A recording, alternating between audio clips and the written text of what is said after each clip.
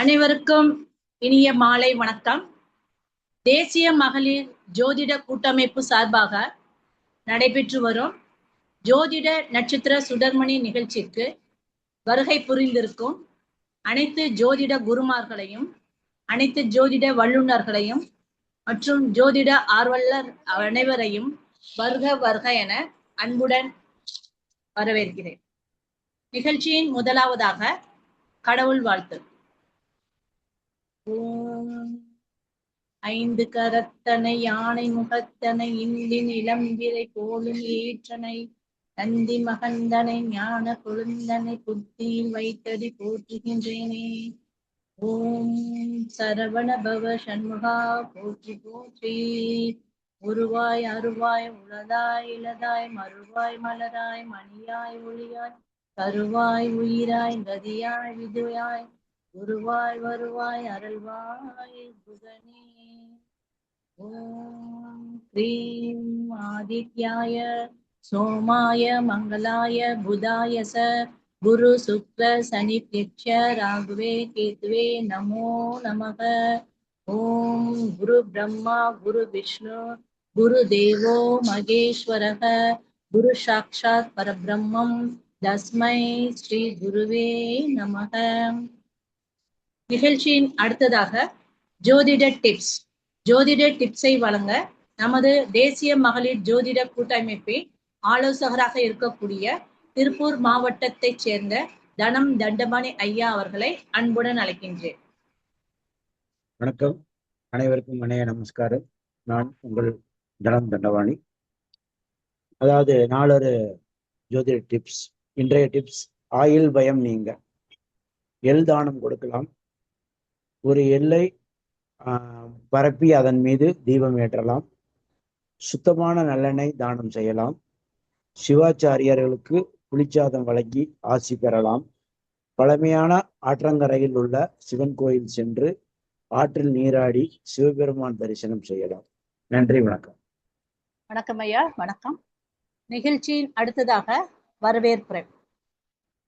ஒவ்வொரு நாளும் நமது ஜோதிட நட்சத்திர சுடர்மணி நிகழ்ச்சிக்கு சிறப்பு செய்யும் விதமாக ஒவ்வொரு ஜோதிட குருமார்கள் இங்கு நம்மிடையே வருகை புரிந்து அவர்களுடைய ஜோதிட ஞானத்தையும் ஜோதிட அறிவையும் ஜோதிடத்தில் உள்ள சூட்சுமங்களையும் மற்றும் தங்களுடைய அனுபவங்களையும் இங்கே பகிர்ந்து கொண்டு வந்து கொண்டு இருக்கிறார்கள். அத்தகைய வகையில் இன்று நம்மிடையே வருகை புரிந்திருப்பவர் வராகமிதர் ஜோதிட, அதாவது உச்சிஷ்ட கணபதி ஜோதிட நிலையத்தை தோற்றுவித்து நடத்தக்கூடிய ஆஸ்ட்ரோ ஏஎஸ்டி என்று சொல்லக்கூடிய கிருஷ்ண பிரகாஷ் ஐயா அவர்கள் நம்முடைய வருகை புரிந்துள்ளார். இவரை வருக வருக என அனைவரை சார்பாக வரவேற்று அவரை உரை ஆற்றுவதற்கு முன்பாக ஒரு சிறிய கருத்தை, அவரை பற்றிய ஒரு விவரத்தை இங்கு பதிவிடுகிறேன். ஐயா அவர்களின் தாயார் பெயர் மல்லிகை அம்மையார் ஆவார்கள். இவருடைய தந்தையார் வேணுகோபால் ஐயா அவர்கள் ஆவார்கள். இவர் பல குருமார்களிடம் பலவிதமான கலைகளை பயின்று ஜோதிட துறையில் தன்னுடைய பணியை ஆற்றிக் கொண்டு வந்திருக்கிறார்.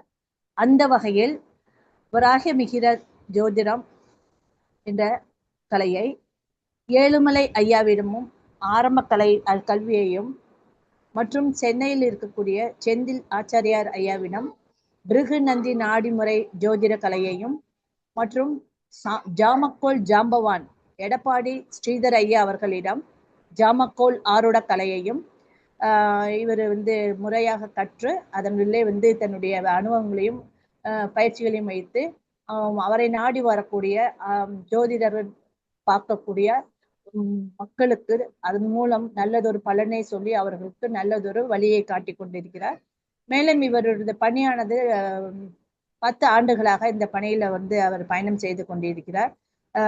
இவர் அவருடைய உச்சிஷ்ட கணபதி ஜோதிட நிலையம் என்று ஆத்தூர் சேலத்தில் சொந்தமாக ஒரு நிறுவனத்தை நிறுவி அதன் மூலமாகவும் மக்களுக்கு தொண்டுகளையும் மற்றவங்களுக்கு உதவிகளையும் செய்து கொண்டு வந்து கொண்டிருக்கிறார்.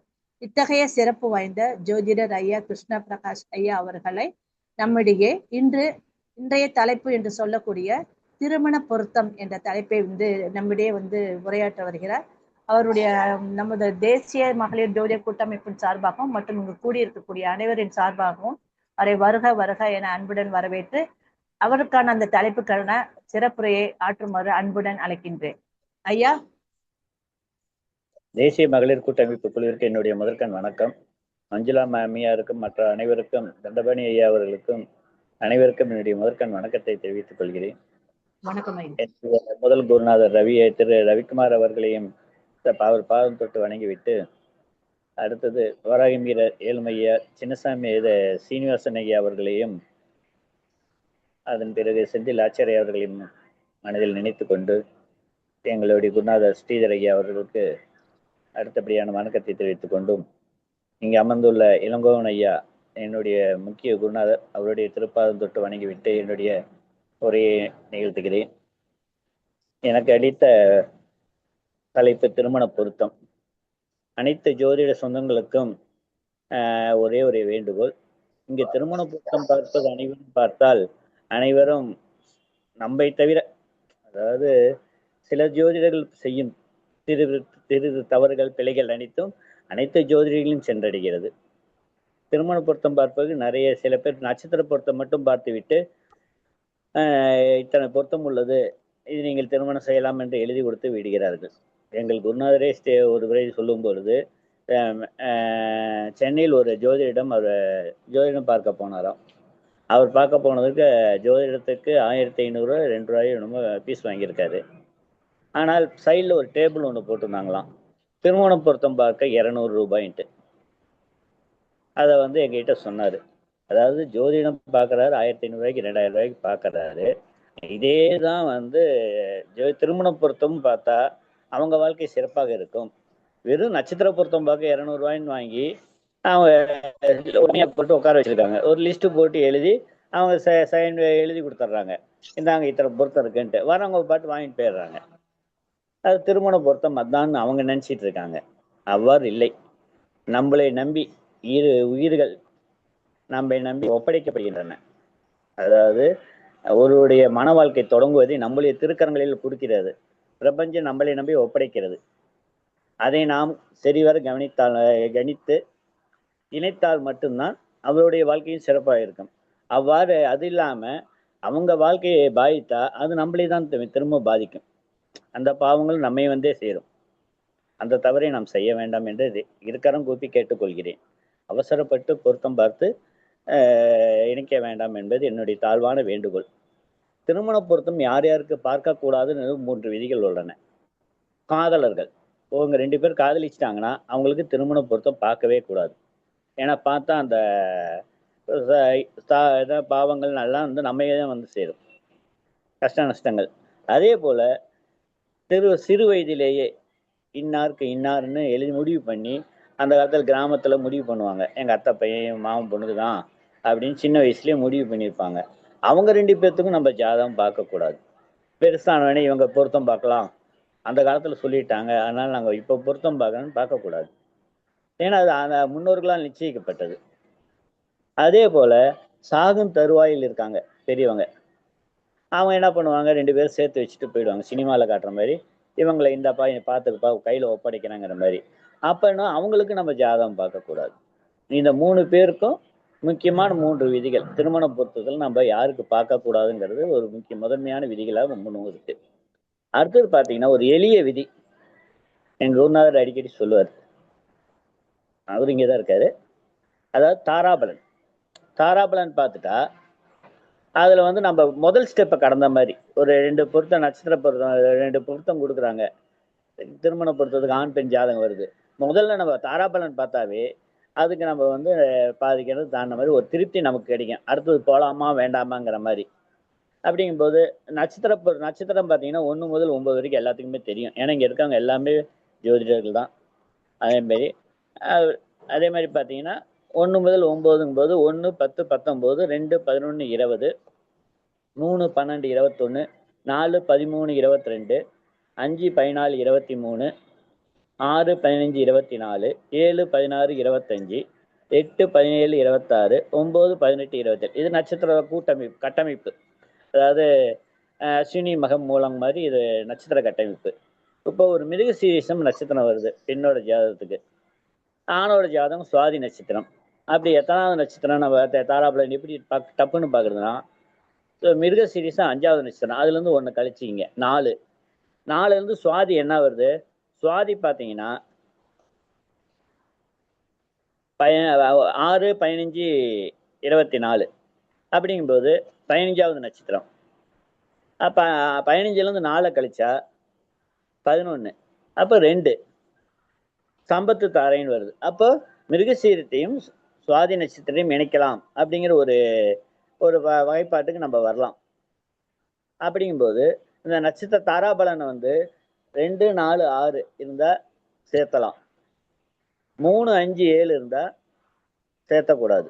8, 9 அது 40% தான் மேக்சிமம். 8, 9 என் குருநாதர் அவாய்ட் பண்ணிடுவாரு தாரையில.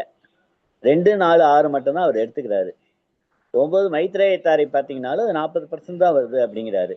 அதனால 2, 4, 6 மட்டும் நம்ம முக்கியத்துவம் கொடுப்போம். முடியாத பட்சத்துக்கு நம்ம வேணா 8 எடுத்துக்கலாம், 9 எடுத்துக்கலாம். அது போல இந்த தாராபலனி முக்கியமா ஒரு அம்சமா நம்ம எடுத்துக்கிட்டா அது வந்து நம்ம ஒரு அடுத்த ஸ்டெப்புக்கு போறதுக்கு ஒரு முன்னேற்றத்துக்கு ஒரு பாதையா இருக்கும். அதே மாதிரி பாத்தீங்கன்னா வைனாசிவ பாதம் 22வது நட்சத்திரம், அதுக்கு ஒரு பிடிஎஃப் உங்களுக்கு தெரியும். அந்த வைனாசிவ பாதத்துல வந்து நட்சத்திர பாதம் அமைஞ்சா நம்ம அதை பார்த்து நம்ம அதை கொஞ்சம் இது பண்ணிக்க வேண்டியது, அவாய்ட் பண்ணிக்க வேண்டியதுதான். அதே மாதிரி பாத்தீங்கன்னா லக்னத்துக்கு 6, ராசிக்கு 6, 8 இல்ல ராசிக்கு 6, 8 இதெல்லாம் நமக்கு எல்லாருமே தெரியும், அதெல்லாம் சேர்க்கக்கூடாதுன்ட்டு.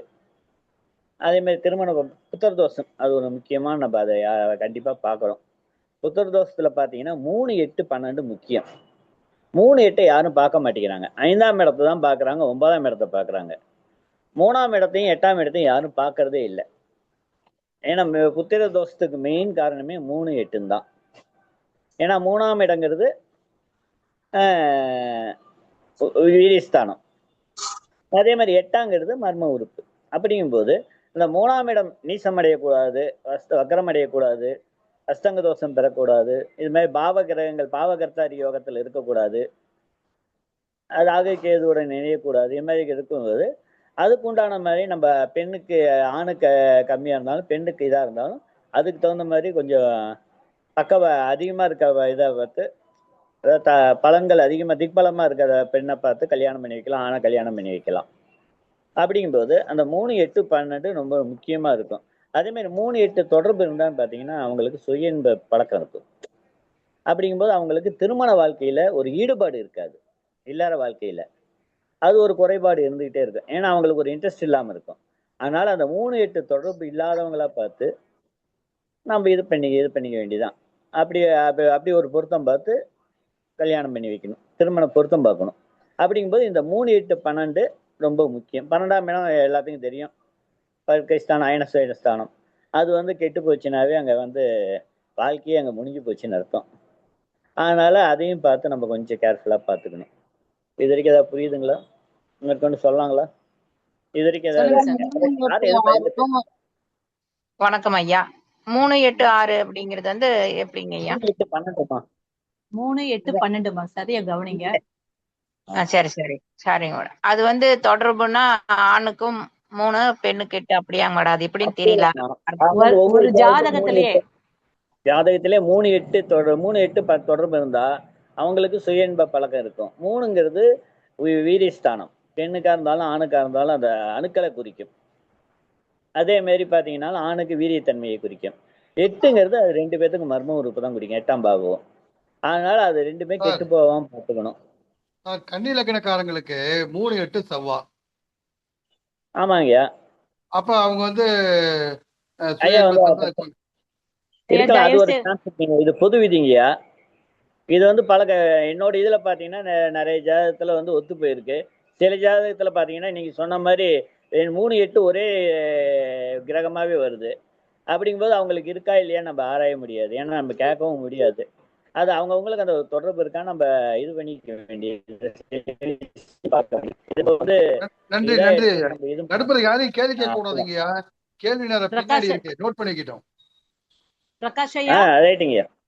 நீங்க சொல்லக்கூடிய கருத்தெல்லாம் சொல்லிருங்க. ரெக்கார்டிங் முடிச்சதுக்கு அப்புறம் கேள்வி நேரத்தை வச்சுக்கலாம். நான் பாட்டு பேசிட்டே இருக்க மாதிரியே தெரியுது, அது இது பண்ற மாதிரி தெரியுது. நான் தனியா இருக்க மாதிரி. அதுக்கு வேணும் தான். ஓகே. அதே மாதிரி ஸ்புடஸ் கணிதம் புருஷகணிதம் பார்க்கணும். அதாவது ஒரு ஆணுக்கும் பெண்ணுக்கும் புத்திர பாக்கியம் எவ்வளவு இருக்குன்ட்டு அதை மேற்கொண்டு யாரும் அதிகமா பாக்குறது இல்லை. நம்ம சில பேர் சாப்ட்வேர்ல போட்டு இவ்வளவு இது இருக்குன்னு பாத்துக்கிறாங்க புருஷகணிதத்தை. ஆணுக்குன்னு பாத்தீங்கன்னா குரு, சுக்கிரன், சூரியன் இவங்க இந்த ஸ்புடங்கள் பாகையில எல்லாம் கூட்டி 3 பாகையிலையும் கூட்டி 360 வகுக்கணும். அதுல மீறி வர பாகைய எத்தனை டிகிரி வருது, அதாவது 150 டிகிரினா அதை எந்த பாகையில விழுவுது, 12 கட்டத்துல எந்த நட்சத்திர பாதத்துல விழுவுதுன்னு பார்க்கணும். அப்படிங்கும்போது எந்த இப்ப மேசத்துல விழுந்ததுன்னு வச்சுங்க, 30 டிகிரி இருக்கு, 30 டிகிரினா அது மேசத்துல வரும். மீதி இல்லையா ஒரு 65 டிகிரி இருக்கு, 65 டிகிரின்னு பாத்தீங்கன்னா மிதுனத்துல வரும்.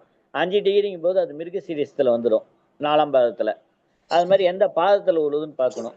அந்த பாவத்தை ராசி, அந்த ராசியோட ஆனா பெண்ணான்னு பார்க்கணும் அந்த ராசி. அதே நவாம்சத்துல அந்த ராசி எதுல விழுவுதுன்னு பார்க்கணும். நட்சத்திர பாதம் முக்கியம், அதுக்குதான் சொன்னது. நவாம்சத்துல அது எந்த பாவத்துல வருது அப்படிங்கும்போது பாத்தீங்கன்னா ராசிலையும் ஆண் நவாம்சத்துலயும் ஆண் வந்தா 100% புத்திர பாக்கியம் இருக்குன்னு அர்த்தம். அதே மாதிரி ராசியில ஆண் நவாம்சத்துல பெண் வந்தா 50% புத்திர பாக்கியம் இருக்கு, நம்ம வைத்தியம் செஞ்சு இது பண்ணிக்கலாம் அப்படிங்கிற ஒரு முறை இருக்கு. அதே மாதிரி பாத்தீங்கன்னா ராசியில பெண் நவாம்சத்துல ஆண் வந்தா அது தாமத புத்திரத்தை தரும். அதாவது கொஞ்சம் முயற்சி பண்ணி குலதெய்வ வழிபாடு எல்லா வழிபாடும் பண்ணுனா கண்டிப்பா இது மாதிரி நடக்குன்ட்டு. ரெண்டுமே பெண்ணா வந்துட்டா புத்திர பாக்கியம் குறைபாடு இருக்கு. அப்போ நம்ம முழுமையான வைத்தியம் பார்த்து ஐவிஎஃப் யூவி மெத்தட்ல தான் நம்ம செஞ்சாகணும். அப்படி ஒரு இது தள்ளப்படுவார்கள் அவர்கள். அதே மாதிரி பெண்ணுக்கும் அதே மாதிரி தான். பெண்ணுக்கு எடுத்தீங்கன்னா சுக்கிரன், செவ்வாய், குரு அவங்களோட ஸ்புரத்தை கூட்டிக்கணும். இங்க சூரியன் எடுக்கணும், இங்க செவ்வாய் எடுக்கிறோம். அதே போல அவங்க ராசியில மூணையும் கூட்டி 360 வைக்கும்போது எந்த ராசியில விழுவுது, எந்த நட்சத்திர பாதத்துல விழுவுதுன்னு பாக்குறோம் பாவத்துல. அப்படிங்கும்போது பாத்தீங்கன்னா ராசியிலையும் பெண்ணு நவாம்சத்திலையும் பெண் வந்தா 100% பெண்ணுக்கு புத்திர பாக்கியம் உண்டு. அதே மாதிரி பாத்தீங்கன்னா ராசியில பெண்ணு நவாம்சத்துல ஆண் இருந்தா 50%. அதே மாதிரி ராசியில பெண்ணு ராசியில ஆணு நவாம்சத்துல பெண் வந்தா 25%. ரெண்டிலுமே பெண் ஆண் வந்துட்டா புத்திர பாக்கியம் குறைவு. அப்ப நம்ம முறைப்படி வைத்தியம் நல்ல வைத்தியமா எடுத்தாகணும். இல்லைன்னா அந்த புத்திர பாக்கியம் தடையாகும், வாழ்க்கை மன வாழ்க்கை கசப்பாகும். அதனால இந்த புரஸ்கணிதத்தை பொறுத்து 20க்கும் எத்தனை பேருக்கு 2 பேர்த்துக்கும் எவ்வளோ புத்திர பாக்கியம் இருக்குன்னு பார்த்து நம்ம கணிச்சு சொல்லிட்டு, இல்லை பெண்ணுக்கு கம்மியா வந்தாலும் யாருக்கு எது கம்மியா வருதோ அவங்ககிட்ட தெளிவா சொல்லிடலாம், கொஞ்சம் வைத்தியம் பார்த்துங்கப்பா, இல்லை கொஞ்சம் இது மாதிரி அது குலதெய்வத்துக்கு போங்க, அங்கே இங்கே போங்கன்னு மறைமுகமாக சொல்லணும், டைரெக்டாகவும் சொல்லக்கூடாது. நம்ம எங்கள் குருநாதர் சொல்லுவார், என்னைக்குமே பாசிட்டிவாக பேசுங்க, எதிர்மறை வாழ்க்கையத்தை யூஸ் பண்ண வேணாம், எதுவுமே வேணாம் அப்படிம்பாரு. அதனால தான் சொல்றது, நம்ம அப்படி இலைமறு காயா புத்திர பாக்கியம் கொஞ்சம் கம்மியாக இருக்குப்பா, நீங்கள் குலதெய்வத்தை கும்பிடுங்க, கண்டிப்பாக அடுத்த வருஷமே குழந்தை பிறந்தணும், அப்படியே நேக்கா தட்டி விட்டு சொல்லிட்டு போயிட்டே இருக்க வேண்டியதான். அதே மாதிரி திருமணம் முடிஞ்சு வராங்க பாத்தீங்களா, புத்திரம் வேண்டும் பாக்கியம் வேண்டும்ட்டு, அவங்களுக்கு ஒரு இது சொல்லலாம், பரிகாரம் மாதிரி. திருப்பல்லானி கோயிலுக்கு போய் புத்திர காமேஸ்வர யாகம் செய்யணும். அது செய்யும்போது பாத்தீங்கன்னா அது புத்திர பாக்கியம் கண்டிப்பாக கிடைக்கும். அது பாத்தீங்கன்னா ஒரு 5 பேருக்கோ இல்லை 11 பேருக்கோ வஸ்திர தானம் பண்ணணும்.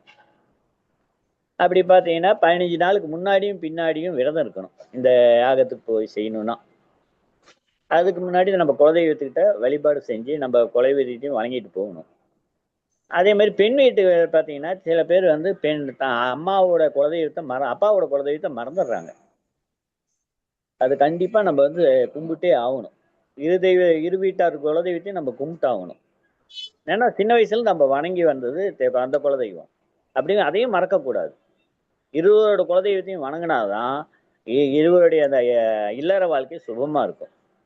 அதை மறந்துடுறாங்க நிறைய பேர். பெண்கள்னு எடுத்துக்கிட்டாவே ஆண்கள் அப்பாவோட குலதெய்வத்தை கோயிலுக்கு போறதே இல்லாம விட்டுறாங்க, இவங்க குலதெய்வத்தை மட்டும்தான் முக்கியத்துவம் கொடுக்குறாங்க. அது தவறான ஒரு இதாகும், கண்ணோட்டமாகும். அதே மாதிரி பாத்தீங்கன்னா ஒரு பெண்ணுக்கு ஆண் ஜாதகத்தை எடுத்துக்கிட்டீங்கன்னா குரு செவ்வாய் சனி தொடர்பு ஆண் கிரகங்கள், இதுக்கு சந்திரன் சுக்கிரன் புதன் தொடர்பு இருந்தே தீரணும். அப்பதான் வந்து திருமணம் நடக்கும். ஏதோ ஒரு வகையில திருமண தொடர்பு வரணும். குரு செவ்வாய் சனி இதுக்கு வந்து சந்திரன் சுக்கிரன் புதன் தொடர்பு இருக்கணும். இணைவு திரிகோண இணைவு இல்ல பார்வை இது மாதிரி ஏதோ ஒரு ரூபத்துல இருந்தா கண்டிப்பா திருமணம் நடந்தே தீரும். அது தசாபுத்தி காலத்திலயோ இல்லையோன்ட்டு. அதே போல 3-11 எப்ப வந்து வேலை செய்யுதோ கோச்சாரத்திலயோ இல்லையோ இதுல 3-11 வேலை செஞ்சா மட்டும்தான் திருமணம் கண்டிப்பா நடந்தே தீரும். ஒருத்தருக்கு திருமணம் நடந்தே தீரும்னா முக்கியமான ஒரே காரணம் 3-11 வேலை செய்யணுங்க. 3ஆம் இடமும் 11ஆம் இடமும் வேலை செஞ்சா கண்டிப்பா திருமணம் உறுதி. அதே மாதிரி கோச்சாரம் வந்து அதுக்கு உறுதுணையா வந்ததுன்னா நீங்க தைரியமா சொல்லலாம்.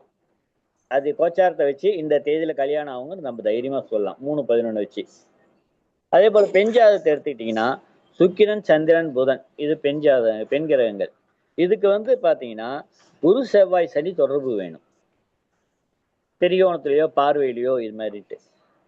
அதே மாதிரி பாத்தீங்கன்னா இந்த புத்திர பாக்கியத்திலேயே பாத்தீங்கன்னா 7ஆம் அதிபதி 5ல் போய் அமரக்கூடாது. ஐயா பெண்ணுக்கு இன்னொரு வாட்டி சொல்லுங்கய்யா. எதுங்க பெண்ணுக்கு எதுங்கம்மா? இப்ப பெண்ணுக்கு கடைசியா வந்து சொன்னது. ஆமா பெண்ணுக்கு வந்து சுக்கிரன் சந்திரன் புதன் இது பெண் கிரகங்கள். இது குரு செவ்வாய் சனி தொடர்பு இருக்கணும். மூல திரிகோணத்திலேயோ இதுலயோ பார்வையிலையோ இணைவோ. நாடியில பாத்தீங்கன்னா 2-12 இணைவும்பாங்க. இது மாதிரி மூல திரிகோணத்துலன்னா 7ஆம் 1, 5, 9 7ஆம் பார்வை. இது மாதிரி அதே மாதிரி மற்ற இதுல இப்ப வராக மீறல் எடுத்துக்கிட்டீங்கன்னா பராசுரத்துல எடுத்துக்கிட்டாலும் எல்லா கிரகத்தோட பார்வையிலும் இணைவு வருது. அப்ப அந்த இறைவையும் எடுத்துக்கலாம். நாடியில பாத்தீங்கன்னா அவர் அதிகமா எடுக்கிறது இல்லை. அவர் 2-12 3-10 எடுப்பாரு. 2-12 3ஆம் பார்வை. அடுத்தது பாத்தீங்கன்னா மெயினா வந்து திரிகோணம் தான் எடுக்கிறாரு. மூல திரிகோணம் தான் 1, 5, 9 தான் எடுக்கிறாங்க. அது மாதிரி ராகு கேது ஓரளவுக்கு இது பண்ணிக்கிறாங்க, அப்செட் பண்றாங்க அவங்க. அதனால இந்த பார்வை வரும்போது அவர் முதல்ல என்ன பண்ணுவாருன்னா இந்த மாதிரி ஆணுக்கும் பெண்ணுக்கும் தொடர்பு வருதான்னு பாக்குறாங்க. ஆண் கிரகத்தை இது பண்றதுன்ட்டு. இப்ப புத்திர தோஷத்திலே பாத்தீங்கன்னா சில விதிகள் எழுதிங்க. 7க்கு 5ல் இருந்தாலும் குழந்தை பிரச்சனை பிரிவினை உண்டாக்கும். 7க்கு 5ல் போய் உட்கார்ந்தாலும் 5ஆம் அதிபதி 7ல் இருந்தாலுமே அது பிரச்சனையை தரும். புத்திர பாக்கியத்தை தடை தரும். அதே மாதிரி 3ஆம் அதிபதி நான் சொன்னேன் இல்லைங்க, அந்த 3-8க்கு 3ஆம் அதிபதி நீசம் பெறக்கூடாது. 3ஆம் அதிபதி நீச கிரகம் பெற்ற சாரம் வாங்கக்கூடாது. அதே மாதிரி ஆணிற்கும் பெண்ணிற்கும் 5ஆம் பாவத்தில் சந்திரன் இருந்தால் அவ்விரு ஜாதகங்களை இணைக்கக்கூடாது. 5ல் சந்திரன் இருந்தால் அங்க குளிர்ச்சியா இருக்கும். அந்த குளிர்ச்சி சில இதை வந்து இது பண்ணி விட்டுரும். அதே புத்திர பாக்கியம் இருக்காது. ஒருவருக்கு பார்த்தீங்கன்னா முதல் குழந்தை 5ஆம் பாகம், 2ஆம் குழந்தை 7ஆம் பாகம், 3ஆவது குழந்தை 9ஆம் பாகம். 5ஆம் பாவத்துக்கு காரக கிரகம் பார்த்தீங்கன்னா குரு. இது குரு வந்து ராகுவோடு சேர்ந்தா திரிகோணத்தில் அம்ச ராகு சேர்ந்தா வர்க்கோத்தம் பெற்றாலும் சோதனை குழாய் குழந்தையாகும். அதாவது வர்க்கோத்தம் பெற்றாலும் சரி, ராகுவோடு சேர்ந்தாலும் சரி, குரு ராகு சேர்ந்தாலும் உங்க சோதனை குழாய் குழந்தைக்கு உருவாக ஒரு வாய்ப்பு உண்டு.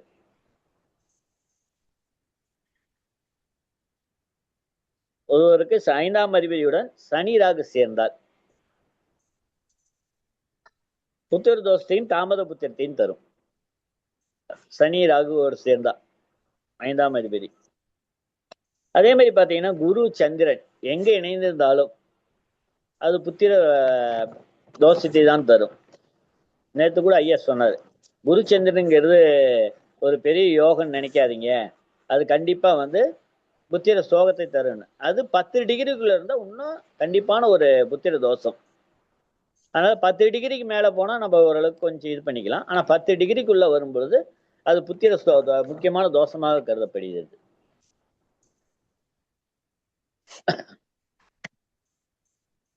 அதே மாதிரி பெண்ணிற்கும் ஆணிற்கும் 5ஆம் இடம் திஜிசூனியம் பெற்றாலும் தொடர்பு பெற்றாலும் இணைக்கக்கூடாது. அது வலுவான புத்திர தோஷமாகும். திஜிசூனியத்தை நம்ம அசால்ட்டா நினைச்சு விட்டுறோம். ஆனா வந்து புத்திர தோஷத்துக்கு வந்து அது கம்பல்சரி வேலை செஞ்சே தீரும். அது திஜிசூனிய கோயிலுக்கு போய் நம்ம பரிகாரத்தை தேடிக்க வேண்டியதுதான். அதே மாதிரி செவ்வாய் சனி லக்னத்தில் 1, 5, 9 இருந்தாலும் தாமத புத்திரம் அறுவை சிகிச்சை செவ்வாய்னாவே அங்கே அறுவை சிகிச்சை வந்துடும். செவ்வாய் சனி லக்னத்தில் 1, 5, 9 இருந்தாலும் தாமத புத்திரம். இதற்கு பரிகாரம் பெண் கருத்தரித்த காலத்திலிருந்து பசுமாட்டுக்கு சோளத்தட்டி அல்லது கொப்பரை தேங்காய் கொடுத்து வர வேண்டும்.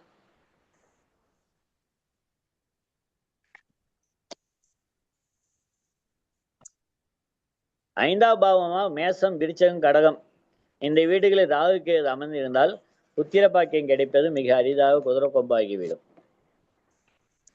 ஆண் என்றால் பெண்ணிற்கு வலுவான ஜாதகத்துடன் இணைக்க வேண்டும். 5ஆம் பாவம் மேச்சம், விருச்சகம், கடகம் அப்படிங்கும்போது 5ஆம் பாவமாக ஒருத்தருக்கு இந்த வீடில் ராகுக்கு அமர்ந்தால் புத்திர தோஷம் புத்திரம் கிடைப்பது மிக அரிது. அதனால் மிக புத்திர பாக்கியம் குரு எங்க இதா இருக்காரோ பக்கபலமா இருக்காரோ அது மாதிரி 5ஆம் இடம் வலுவான ஜாதகமா பார்த்து சேர்க்கணும். செவ்வாய் சூரியன் 12 பாவங்களில் 14 டிகிரியில் இணைவு பெற்றால் 12 பாவத்தில் எங்க வேணாலும் 14 டிகிரியில் இணைவு பெற்றால் கருக்கலைப்பு அடிக்கடி நடக்கும். அதாவது அபாசன் அடிக்கடி ஆயிடும். அவங்க பாத்தீங்கன்னா அதிகமா செவ்வாழைப்பழம், பேரிச்சப்பழம் சாப்பிட்டுட்டு வந்தா இந்த பிரச்சனைகள் இல்லாம பாதிப்புல இருந்து நீங்கலாம்.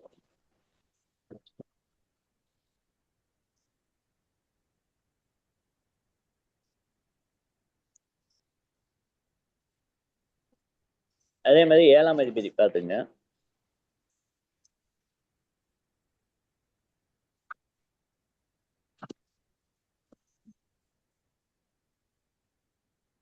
ஒரு ஜாதகத்துல ஆணுக்கோ பெண்ணுக்கோ 7ஆம் அதிபதி வக்ரம் அடையக்கூடாது, வக்ர கிரகம் சாரம் பெறக்கூடாது. இது ஒரு முக்கியமான விதி, எல்லாத்துக்கும் தெரியும். 7ஆம் அதிபதி 7ஆம் அதிபதியோட சாரம் 9 கிரகத்துல ஏதோ ஒரு கிரகமாவது வாங்கியிருக்கணும். நவகிரகங்கள் இருக்கு. அந்த நவகிரகங்கள் 7ஆம் அதிபதி சாரம் ஒரு கிரகமாவது வாங்கியிருக்கணும். அப்படி வாங்கியிருந்தா திருமணம் கைக்கு விடும், இல்லைன்னா தாமத திருமணத்தை ஏற்படுத்தும். அதாவது 7ஆம் அதிபதி தொடர்பு ஒரு கிரகத்துக்காவது வரணும். அதாவது பிறவி பலனை நாம அடையிறதுக்கு அந்த 7ஆம் அதிபதி சாரம் ஒரு கிரகமாவது வாங்கியிருக்கணும். இது ஒரு முக்கியமான விதி. அதை நம்ம யாரும் அதிகமா யூஸ் பண்றதில்ல, பாக்குறதும் இல்லை. இது பாத்தீங்கன்னா எல்லாத்துக்கும் தெரிஞ்ச ஒரே விதிதான். 7ஆம் அதிபதி நீச்சம் அடையக்கூடாது, பெண்ணின் 7ஆம் அதிபதி ஆணில் நீச்சம் அடையக்கூடாது, ஆணின் 7ஆம் அதிபதி பெண்ணில் நீச்சம் அடையக்கூடாது. அது எல்லாத்துக்கும் அது அறிஞ்ச விஷயம்தான். இதுல பாத்தீங்கன்னா ஆண் ஜாதகத்தில் 7ஆம் அதிபதி உச்சம் பெற்றிருந்தா, அதே மாதிரி பெண் ஜாதகத்துல 7ஆம் அதிபதி உச்சமா இருந்தால் 2 பேர்த்தையும் சேர்க்கக்கூடாது. 2 பேரும் பாத்தீங்கன்னா 2 பேரும் உச்ச கிரகமா இருக்கும்போது சேர்த்தா அந்த இடத்துல பிரச்சனைகள் அதிகமாகும். அது சேர்க்காம இணைக்காம விட்டுட்டா பிரச்சனைகள் இல்லாம போயிடும். 7ஆம் அதிபதி பரிவர்த்தனை இருந்தாலும் சேர்க்கக்கூடாது 2 பேர்த்துக்கும். அதுவும் ஒரு பிரச்சனையை தரும். பஞ்சபூத தத்துவம்னு இருக்கு. அது பாத்தீங்கன்னா உங்களுக்கு எல்லாம் தெரியும். நீர், நெருப்பு, நிலம், காற்று, நீர். அதுல பாத்தீங்கன்னா 6, 8, 12 இணைக்கக்கூடாதும்பாங்க. அது என்ன பாத்தீங்கன்னா நெருப்பு, நீர்னு வரும். இந்த பஞ்சபூத தத்துவத்தை வச்சு பாத்தீங்கன்னாலும் மேசத்தை எடுத்தீங்கன்னா 6ஆம் அதிபதி புதன் நிலம், 8ஆம் அதிபதி நீர், 12ஆம் அதிபதி நீர். நெருப்பு பாத்தீங்கன்னா நிலத்துல மண் எடுத்தாலும் இதாயிடும், நெருப்பு அணைக்கலாம். நெருப்பு அணைக்கலாம். அதே மாதிரி பாத்தீங்கன்னா காற்று பாத்தீங்கன்னா நெருப்பையும் காற்றையும் இணைக்கக்கூடாது. அதிகமா காற்று வீசுனா அந்த இடத்துல உஷ்ணம் அதிகமாகவும் அவங்களுக்கு அவங்க வாழ்க்கை பாதிக்கும். இந்த தத்துவத்தை வச்சு கூட நம்ம எடுக்கலாம், ஒரு பாயிண்ட் எடுக்கலாம். இது ஒரு சிம்பிளான ஒரு மெத்தேடு. இவங்களை சேர்க்கலாமா வேண்டாமாங்கிறதுக்கு நட்பு லக்கணமா இருந்தாலும் சரி, ஒருவேளை அது நெருப்பா இருந்துட்டான்னு வச்சுங்க, அங்க பெண்ணாதிக்கம் அதிகமா இருக்கும். அது மாதிரி பண்ணலாம். இது ஒரு இதை நீங்க பாயிண்டாக எடுத்துக்கலாம். அதே மாதிரி 11ஆம் அதிபதி லக்னத்தில் இருந்தாலோ, லக்னாதிபதி 11ல இருந்தாலும் ஆணுக்கு முக்கியமா அதை இணைக்கவே கூடாது. அவர் பல பெண்களை தேடி போயிட்டே இருப்பாரு, அவரை கண்ட்ரோல் பண்ண முடியாது. அது லக்னாதிபதி 11க்கு போயிட்டா அவர் தேடிட்டு தான் இருப்பார். அதே மாதிரி 11ஆம் அதிபதி லக்னத்துல வந்தாலும் அவரை தேடி பெண்ணுங்க வந்துருவாங்க, பல பெண்கள் வந்துருவாங்க. அதனால நம்ம அதை சேர்க்காம விடுறது பெஸ்ட். இல்லைன்னா அவங்க பின்னாடி அந்த வாழ்க்கையில அவங்க பிரச்சனைகள் சந்திப்பாங்க. அதே மாதிரி பாத்தீங்கன்னா ஒரு நாடி முறையில, இது நாடிமை தேர்ல பாத்தீங்கன்னா ஆண் லக்னாதிபதி பெண் லக்னாதிபதியை பார்க்கணும். அது ஒரு விதியா சொல்லுவாரு. பெண் லக்னாதிபதி ஆண் லக்னாதிபதியை பார்க்கணும். பகை லக்கணங்களை இணைக்கக்கூடாது. அதே மாதிரி நட்பு லக்கணமாக இல்லாமல் இருந்தால் ஆணை கட்டுப்படுத்த, அதாவது சமமா இருந்து பகை லக்கணம் இல்லாம நட்பு லக்கணம் இல்லாம இருந்து சமம், அது இது ஓரளவுக்கு சரியா இருக்கு, 4-10 வருது 3-11 வருதுன்னு பாத்தீங்கன்னா ஆணை கட்டுப்படுத்த ஒற்றைப்படை இலக்கணத்தை இரட்டைப்படை இலக்கணத்துக்கு சேர்க்கணும். ஆண் ஜாதகம் ஒற்றைப்படை இலக்கணமா வந்தா பெண் ஜாதகம் இரட்டைப்படை இலக்கணமாக வரணும். அப்படி சேர்க்கலாம். அப்படி சேர்க்கும்போது பாத்தீங்கன்னா அது ஒரு ஈடுபாடு வந்து பேலன்ஸ் கரெக்டா இருக்கும். ஒரு ஜாதகத்துல ஒரு கிரகம் ஒன்றுக்கு மேற்பட்ட பகை கிரகத்தோடு இணைந்து இருந்தால் அந்த கிரகத்தோட ராசியை வந்து லக்னமா நம்ம எடுத்துக்க கூடாது. பாத்தீங்கன்னா சந்திரன் வந்து அடுத்தடுத்து போய் கேது சனி புதனை தொடுதுன்னு வச்சுங்க, அப்ப நம்ம வந்து கடக லக்கணத்தை நம்ம எடுத்துக்க கூடாது, இணைக்க கூடாது ஒரு பெண்ணுக்கு. ஏன்னா நம்ம எடுத்தவொடனே பெண் ஜாதகத்தை தான் பார்த்து ஆணுக்கு பொருத்த போறோம் மேக்சிமம். அப்படிங்கும்போது பாத்தீங்கன்னா ஆண் ஜாதகத்துல சந்திரன் போய் அடுத்து எந்த ஒரு கிரகமா இருந்தாலும் அடுத்து போய், நான் எடுத்துக்காட்ட சந்திரனை சொல்றேன், சந்திரன் கேது அடுத்து போய் கேதுவை தொடுறாரு, கேதுக்கு அப்புறம் சனியை தொடுறாரு, சனிக்கு அப்புறம் புதன், அடுத்தது பார்த்தீங்கன்னா ராகு, இப்படி அதே மாதிரி செவ்வாய் இருக்குன்னு வச்சுங்க, அப்படியே வரிசையா வரும்போது அப்போ வந்து தொடர்ந்து சந்திரன் ஸ்டார்டிங்கில் இருக்கு. இதெல்லாம் நாடி மெத்தடில் வரிசையாக தான் கிரகங்கள் வரிசையை அடுக்குவாங்க. நாடியில் பார்த்தீங்கன்னா ஆர்டர் வைஸாக அடுக்கி அப்புறம் தான் பலன் எடுப்பாங்க. அப்படி எடுக்கும்போது பார்த்தீங்கன்னா இது சந்திரன் வரும்போது, சந்திரன் அடுத்தடுத்து வரும்போது நம்ம ஆணுக்கு வந்து பெண்ணுக்கு வந்து கடகராசி கடக லக்கணத்தை வந்து இதுக்கு சேர்க்கக்கூடாது. ஏன்னா சந்திரன் போய் அடுத்த லக்னாதிபதி அடுத்தடுத்து பகை கிரகத்தை தான் தொட போறாரு, அது பாதிக்கும் அவங்க திருமண வாழ்க்கையை. ஏன்னா லக்கணம் தான் அங்கே உயிர், 2 உயிரை போய் நம்ம சேர்க்க முடியாது. அதனால அப்படி பார்க்கணும். அதே மாதிரி பார்த்தீங்கன்னா நட்பு லக்கணமே வச்சுங்க, செவ்வாய் சுக்கிரன் நட்பு லக்கணம் தான் இருந்தாலும் அங்கே வந்து கடக லக்கணம் வந்து பார்த்தீங்கன்னா வேலை செய்யாது, அது பாதிப்பு உண்டு பண்ணிடும் திருமண வாழ்க்கையில. இது புரியுதுங்களா? Okay sir. ஒரு நிழல் கிரகத்துக்கு வீடு கொடுத்தவர் மற்றொரு நிழல் கிரகத்தின் பார்வையோ இணைவோ பெற்றால் அந்த கிரகத்தின் ராசியை லக்கணமாக நம்ம இணைக்கக்கூடாது. இப்ப பாத்தீங்கன்னா ராகுக்கு வந்து கும்பத்துல இருக்காருன்னு வச்சுங்க, அவருக்கு வீடு கொடுத்தவர் சனி, அவர் தனுசுல இருக்காரு, சிம்மத்துல கேது இருக்கு. அப்படி பாத்தீங்கன்னா அப்படி இருக்கும்போது பாத்தீங்கன்னா ராகு கும்பத்துல இருக்காரு, கேது சிம்மத்துல இருக்காரு, தனுசுல சனியும் போது திரிகோணத்துல பார்வை வந்து இணைவு வந்துடுது. அதனால நம்ம வந்து மகர லக்கணத்துக்கு கும்ப லக்கணத்தையும் இணைக்கக்கூடாது. அது வந்து ஒரு பாதிப்பை தரும். அதுக்கு ஒரு விதியாவே சொல்லுவாங்க, ஒரு நிழல் கிரகத்துக்கு வீடு கொடுத்தவர் மற்றொரு நிழல் கிரகத்துக்கு வீடு கொடுத்தவரோட இணையவோ சேர்க்கையோ கூடாதுன்ட்டு. அது ஒரு நாடியில ஒரு முக்கியமான விதியாகும். அது பார்த்தீங்கன்னா கிரக தோஷம், பெரும்பாலும் இந்த கிரக தோஷங்கிறது பார்த்தீங்கன்னா நம்ம ராகுகேது தோஷம் மாதிரி தான். ஏன்னா இது ஃபுல்லாகவே நிழல் கிரகங்கிறதுனால நான் ராகுகேது தான் நம்ம எடுத்துக்கிறோம். நிழல் கிரகத்துடன் சனி செவ்வாய் 8ஆம் அதிபதி, இது 3 சேர்க்கை பெற்றால்தான் கிரகதோஷம்பாங்க. மெயினா நிழல் கிரகம் கூட்டல் 8ஆம் அதிபதி சேர்க்கை பெற்றாவே அது முழுமையான கிரகதோஷம்பாங்க. அது செவ்வாயும் ஒரு பாவி ஆயிடுறாரு அங்க வந்து. அதனால கிரகதோஷங்கிறது இதுதான் மெயினா பார்க்கணும். நம்ம நிழல் கிரகத்தோட யார் சேர்றா, 8ஆம் அதிபதி சேர்ந்தா அது கிரகதோஷமா நம்ம எடுத்துக்கலாம். அதே மாதிரி செவ்வாய் சேர்ந்தா கிரகதோஷமா எடுத்துக்கலாம். மற்ற கிரகங்கள் சொன்னா அது நம்ம பார்வையை வச்சு மற்ற கிரகங்களோட பார்வையை வச்சு நம்ம அதை கூட்டி கழிச்சு நம்ம இது பண்ணிக்கலாம். ஆனா இதுல வந்து நம்ம முக்கியமா கிரகதோஷம்னு எடுத்து அதுக்குண்டான பரிகாரங்களை செய்ய சொல்லணும். அதே மாதிரி பாத்தீங்கன்னா பெண் ஜாதகத்துல வந்து செவ்வாய் நீசம் அஸ்தங்கம் பெற்று ஒன்றுக்கு மேற்பட்ட பகை கிரகங்களோடு சேர்க்கை பெறக்கூடாது. ஒரு பெண் ஜாதகத்துல செவ்வாய் நீசம் அல்லது அஸ்தங்கம் பெற்று 1 அல்லது பகை கிரகங்களோடு சேர்க்கை பெறக்கூடாது.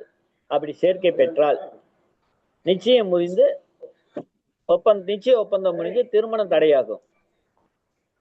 இப்ப பாத்தீங்கன்னா செவ்வாய் வந்து மிதனத்துல சூரியனோட அஸ்தம் ஆயிட்டாருன்னு வச்சுங்க, சனி வந்து ராகு கேதுவோடு சேர்ந்து இருந்தாருன்னா அது வந்து நம்ம சேர்க்கையா வருது 7ஆம் பார்வையா தர்சுல. அப்படிங்கும்போது அந்த இடத்துலயும் பாத்தீங்கன்னாலும் அது வந்து சேர்க்கக்கூடாது. அது அப்படி நிச்சயம் ஆகி அந்த ஒப்பந்தம் முடிஞ்சு திருமண முறிவு ஏற்பட்டுரும். திருமண வாழ்க்கை இருந்தாலுமே அது முறிவு ஆயிடும்.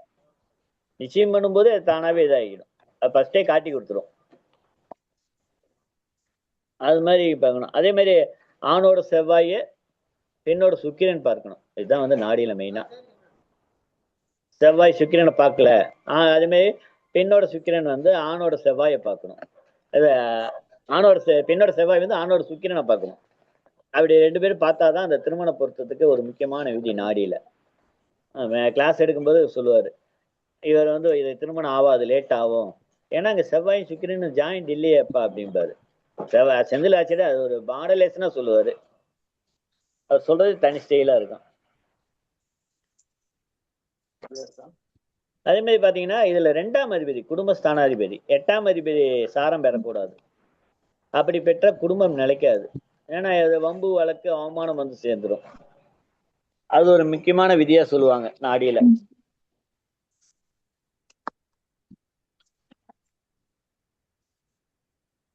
இன்னும் அரை மணி 1 மணி நேரம் 1 மணி நேரம் ஆயிடுச்சு.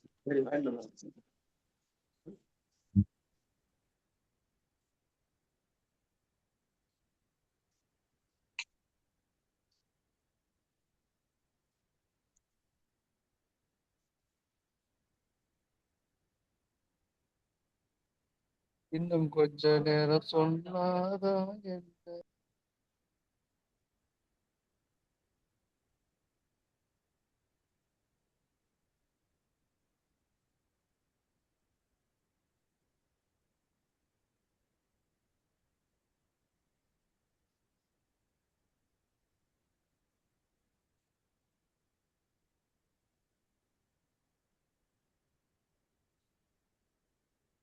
ஐயா ஆமா. அதே மாதிரி ஒருவருக்கு 10ஆம் அதிபதி தசா நடக்கும்போது திருமணம் செய்யக்கூடாது. இது முக்கியமான ஒரு விதியாகும். 10ஆம் அதிபதி தசை நடக்கும்போது, அது கர்மஸ்தான அதிபதி தசை நடக்கும்போது நம்ம திருமணம் செய்யக்கூடாது. அவ்வாறு செய்தால் 6, 8 பாவங்களை பாதிக்கும். அதாவது லக்னத்துக்கு 3, 5 பாவங்கள் 10க்கு வந்து 6, 8 வருது, 3, 5 வரும். அப்படிங்கும்போது அந்த 3, 5 வரும்போது இங்க 3ஆம் ஸ்தானம் வந்து பாத்தீங்கன்னா எல்லாமே அதுக்கு குழந்தைய பத்தி தான் இங்க காட்டுது. புரியுதுங்களா? ஒருவருக்கு 10ஆம் அதிபதி தசனை இருக்கும்போது திருமணம் செய்தால் அது 10க்கு 6, 8 பாத்தீங்கன்னா 3, 5 வரும். 3ஆம் இடங்கிறது குழந்தையை குறிக்கும், 5ங்கிறது 3, 5 குழந்தையை குறிக்கக்கூடிய பாவங்கள்.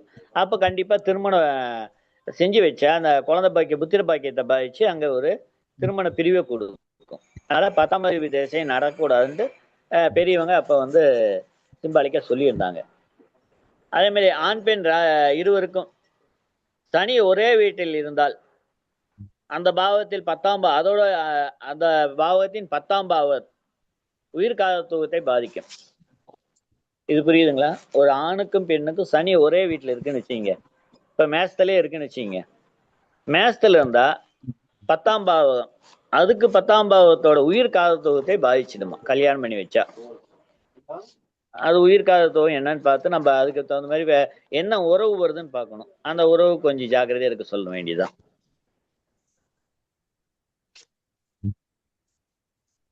இதுல பாத்தீங்கன்னா ஒரு ஒருவருடைய செவ்வாய் மீது மற்றவருடைய ராகு கேது இருப்பின் பிரிவினை தரும். இப்ப வந்து ஒருவருடைய செவ்வாய் வந்து ரிஷபத்துல இருக்குன்னு வச்சுங்க. அதே வந்து ஆணோட செவ்வாய் ரிஷபத்துல ராகு கேது இருந்தா அந்த இடத்துல பிரிவினை தரும். இருஜாத கூட்டு விளையும்பாங்க. இத ரிஷபத்துல சுக்கிரன் இருக்கு, பெண் இருக்கு, ஆண் இருக்கு, அந்த இடத்துல ராகு இருக்குன்னு வச்சுங்க. இல்ல கேது இருக்குன்னு ராகுவாது ஏதோ இது பண்ணி விட்டுருவாரு. ஆனா கேது இருக்குன்னு வச்சுங்க, கண்டிப்பா அந்த இடத்துல பிரச்சனையை உண்டு பண்ணுவார். அப்ப சேர்க்காம விட்டுறணும். ஒருவருடைய சுக்கிரன் மீது மற்றொரு கேது இருப்பேன் பாத்தீங்களா சொல்ல இல்லறத்தில் விருப்பம் இல்லாமல் போய்விடும். சுக்கிரனுக்கு 7ஆம் இடத்தில் பாவகிரகங்கள் சேர்க்கை இல்லாமல் இருப்பது ரொம்ப சிறப்பு. நம்ம அதை சேர்க்காம விட்டுறணும். ஏன்னா சுக்கிரனுக்கு 7ஆம் இடத்துல இருந்தா அதோட பலன் பாவங்கள் பாதிக்கும்.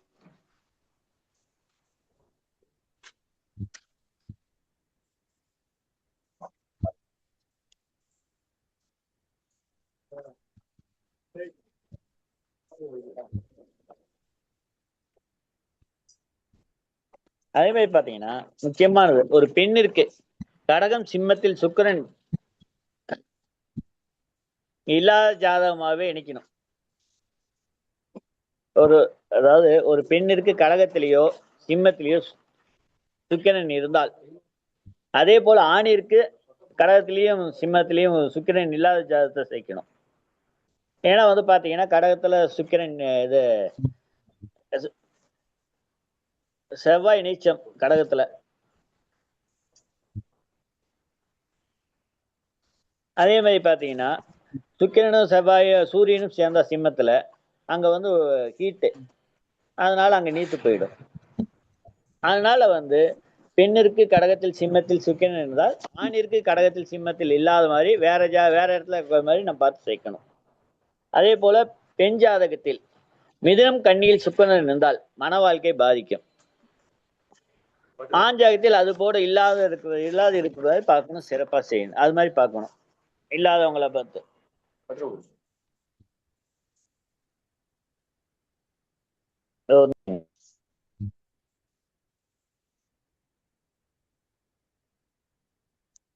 ஓகேயா?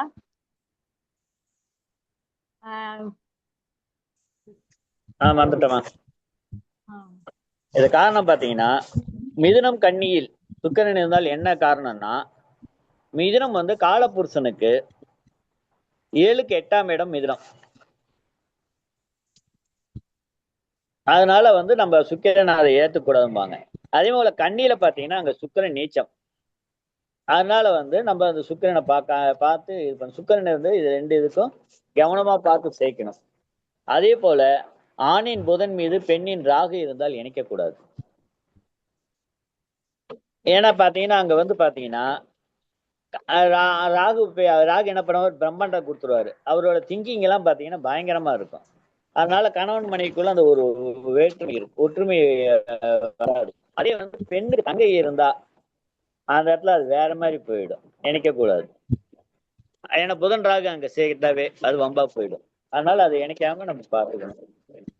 அதே மாதிரி பாத்தீங்கன்னா தசாபுத்தி வரைக்குமே ஒரே தசாபுத்தி வந்தா நடக்குதுன்னு வச்சுக்கீங்க, 18 மாதங்கள் அதாவது 1.5 வருடங்கள் வித்தியாசம் இருப்பது சிறப்பு. இருவருக்கும் ஒரே தசாபுத்தி நடக்குதுன்னா ஒரு 2 பேருக்கு வயசு வித்தியாசம் அது ஒரு 1.5 வருஷம் இருக்கணும். அப்ப வந்து அந்த பேலன்ஸ் ஈஸியா இருக்கும். அதே மாதிரி ஒருவருக்கு முனிந்த தசாபுத்தி மற்றவருக்கு தொடங்கக்கூடாது. ஆணுக்கு செவ்வாய் தசை முடிஞ்சு பெண்ணுக்கு ராகு திசை தொடங்கக்கூடாது. பெண்ணுக்கு ராகு நடந்தால் ஆணிற்கு குரு திசை தொடங்கக்கூடாது. இதே மாதிரி ஒரு தசாபுத்தி மறு தசாபுத்தி நடக்கக்கூடாது. ஒருவருக்கு அஷ்டம சனி காலத்தில் திருமணம் செய்யக்கூடாது. ஆணிற்கும் பெண்ணிற்கும் 6, 8ஆக தசாபுத்திகள் வரக்கூடாது. அதே மாதிரி இருவருக்கும் 6, 8, 12 தசாபுத்திகள் நடக்கும்போது திருமணம் செய்யக்கூடாது.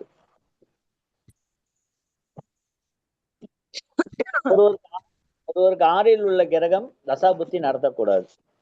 ஏன்னா வந்து அது நோய் நொடியை கொடுக்கும், கடன் தொல்லையை கொடுக்கும். இணைக்கக்கூடாத தசைகள் 4வது தசை வந்தால் இணைக்கக்கூடாது. அதாவது 4ஆம் பாவம் அல்ல, 4வது தசை. அதாவது ஆரம்பத்துல இருந்து என்ன தசா வருதோ அது 4வது தசையா வரக்கூடாது. ஒருவருக்கு 4வது தசையா நடக்கும்போது நம்ம இணைப்பு சேர்க்கக்கூடாது. ஒருவருக்கு ராகு திசை நடக்கும்போது மற்றவருக்கு புதன் திசை நடக்கக்கூடாது காலப்பகுதி திசையில. ஒருவருக்கு சுக்கிரன் திசை நடக்கும்போது மற்றவருக்கு சூரியன் திசை நடத்தக்கூடாது. காலப்பக திசை நடக்கும்போது 3 வருஷம் வித்தியாசம் இருந்தால் பாதிப்பு தராது, நம்ம தைரியமா ஓரளவுக்கு இணைக்கலாம். அதே மாதிரி திருமணம் நடக்கும் நாள் அது ஒரு சின்ன ஒரு கணக்கு. லக்ன புள்ளி, லக்ன அதிபதி புள்ளி. ஆண் என்றால் சுக்கிரனோட புள்ளி, பெண் என்றால் செவ்வாயோட புள்ளி. 3ஐயும் கூட்டி 3ஆல வகுக்கணும். வரும் புள்ளியை கோச்சார குரு 1, 5, 9 பார்வை பட வேண்டும். அந்த எந்த நாளைக்கு அது படுதோ அந்த நாளைக்கு திருமணம் நடக்குங்கிறது ஒரு நம்ம அப்ராக்சிமேட்டா எடுத்துக்கலாம். ஓரளவுக்கு கணிச்சு சொன்னா இது கரெக்டா இருக்குது. நானும் நிறைய பேர் சொல்லியிருக்கேன், அது கரெக்டா அமைஞ்சிருக்கு. இந்த பாயிண்ட் ரிப்பீட் பண்ணுங்க. சொல்றீங்கயா. லக்ன புள்ளிங்கயா, கூட்டல் லக்ன அதிபதி புள்ளி. ஆண் என்றால் சுக்கிரனின் புள்ளி, பெண் என்றால் செவ்வாயின் புள்ளி.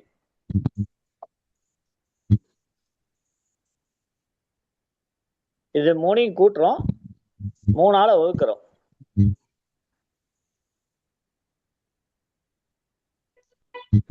வரும் புள்ளியே கோச்சார குரு, அதாவது கூட்டி 3வது வகுக்கும்போது ஒரு இது வரும், நம்பர் வரும், அது பாகை டிகிரி வரும். அந்த டிகிரியை பார்த்தீங்கன்னா கோச்சார குரு வந்து 1-5-9 பார்வையில திரிகோண பார்வையில பார்க்கணும். அது எந்த நாளுக்கு பாக்குறாரோ அதை வந்து நம்ம திருமண நடக்கும் நாளா எடுத்துக்கலாம்.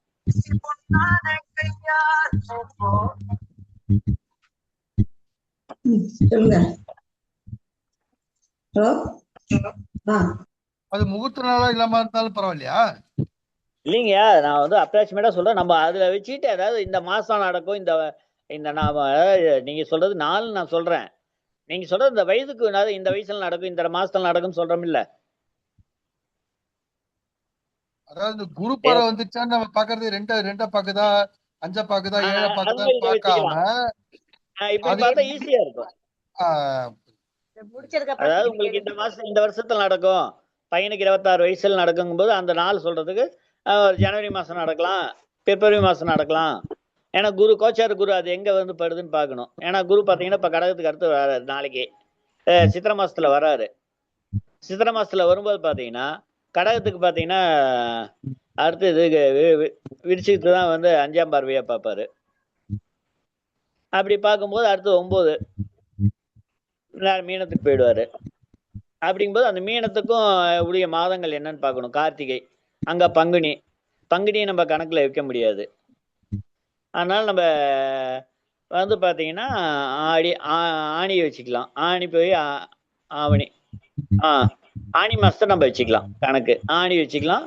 அடுத்தது கார்த்திகை மாசத்தை வச்சுக்கலாம். இது மாதிரி நம்ம இந்த மாசத்துக்குள்ள ஒரு கல்யாணம் வருங்க அப்படின்னு நம்ம சொல்லலாம். புரியுதுங்களா? ஓகே சார், சிறப்பு சார். அடுத்ததாக அவருக்கு நன்றி உரை முடிச்சதுக்கு அப்புறம் கேள்வி பதில் வச்சுக்கலாம் ஐயா. சொல்லுங்கம்மா. நிகழ்ச்சியின் நிறைவாக நன்றி உரையை வழங்க நமது தேசிய ஜோதிட கூட்டமைப்பின் ஆலோசகராக இருக்கக்கூடிய ஜன தண்டபாணி ஐயா அவர்களை அன்புடன் அழைக்கின்றேன். அதுக்கு முன்னாடி சொல்லிடுறேம்மா, இத்தனைக்கு எனக்கு வழிகாட்டுதலா வந்த இளங்கோன் ஐயாவுக்கு என்னுடைய முதற்கண் வணக்கத்தை நன்றியை தெரிவித்துக் கொள்கிறேன். என்னுடைய நன்றியை தெரிவித்துக் கொள்கிறேன். வணக்கம், அனைவருக்கும் மனைய நமஸ்காரம். நான் உங்கள் ஜோதிடர் தனம் தண்டவாணி. தேசிய மகளிர் ஜோதிட கூட்டமைப்பு நட்சத்திர சுடமணி நிகழ்ச்சியில் இன்று 63வது நாள். அதாவது 6-3 கூட்டினால் 9. 9 என்பது நவகிரகத்தை குறிக்கும். எனவே ஜோதிட பற்றிய தகவல். மேலும் இன்று ஆங்கில தேதி 4/3/2026, கூட்டினால் 8. 8 என்பது சனி பகவானுடைய நம்பர். சனி பகவான் என்பது தாமதத்தை குறிக்கும். எனவே நிகழ்ச்சி சற்று ஆரம்பத்தில் தாமதமாக போய்விட்டது. மேலும் 8 என்பது இருளை குறிக்கும். எனவே தற்போது ஐயா சிறிது இருட்டான பகுதியில் அமர்ந்து உரையெடுத்துள்ளார். மேலும் கிருஷ்ண பிரகாஷ் என்னும் பெயருக்கு 8 எடுத்துக்கொண்டது. இன்றைய தமிழ் தேதி மாசி 20. 20 என்பது சுக்கிரனுடைய திசா வருடம், அதாவது மன வாழ்க்கையை குறிக்கும். எனவே ஐயா என்று எடுத்து திருமண பொருத்தம் பற்றி தலைப்பு. இன்று ஆங்கிலத்தில் 4ஆம் தேதி. 4 என்பது ராகுவை குறிக்கும். எனவே ராகு பற்றி கிரகண தோஷம் பற்றி ஐயா உரை எடுத்தார். மேலும் இன்று ரமலான் தேதி 14, கூட்டினால் 5. 5 என்பது புதன். புதன் என்றால் ஜோதிடம். இன்று புதன்கிழமை. இன்று உத்திர நட்சத்திரம், சூரியனுடைய சாரம். எனவே ஆண் ஜோதிடர். இன்று கிருஷ்ண பட்சம். எனவே கிருஷ்ண பிரகாஷ் என்னும் ஜோதிடர். மேலும் புதனுடைய கர்ம பதிவு பெற்ற நட்சத்திரம். இன்று புதன்கிழமை. இன்று துவிதிகை, அதாவது பௌர்ணமிக்கு 3வது நாள். இந்த மாதம் 3வது மாதம் மார்ச். மேலும் தற்போது சூலநாம யோகம். இதனுடைய யோகி குரு. குரு என்பது மஞ்சள் நிறத்தை குறிக்கும். எனவே ஐயா மஞ்சள் நிற துண்டு அணிந்து உள்ளார். மேலும் இன்று கௌளவ கரணம். இன்று அமிர்த யோகம். கவ் என்றால் ஆங்கிலத்தில் பசு. எனவே பசு அமிர்தம் போல் பால் தருவது போல் ஐயாவின் ஜோதிட உரை அமிர்தமாக இருந்தது.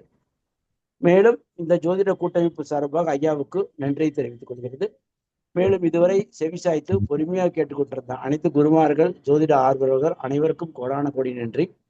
மேலும் இந்நிகழ்வை ஏற்பாடு செய்து கொடுத்த ஜோதிட திலகம் டாக்டர் கனகாம்பாள் மேடம் மற்றும் நிகழ்ச்சி ஒருங்கிணைப்பாளர் அனைவருக்கும் கோடான கோடி நன்றி. அனைவருக்கும் இன்றைய நாள் இனிய நாளாக அமையட்டும். வாழ்க ஜோதிடம், வளர்க ஜோதிட கலை. வந்தே மாதரம். நன்றி, வணக்கம்.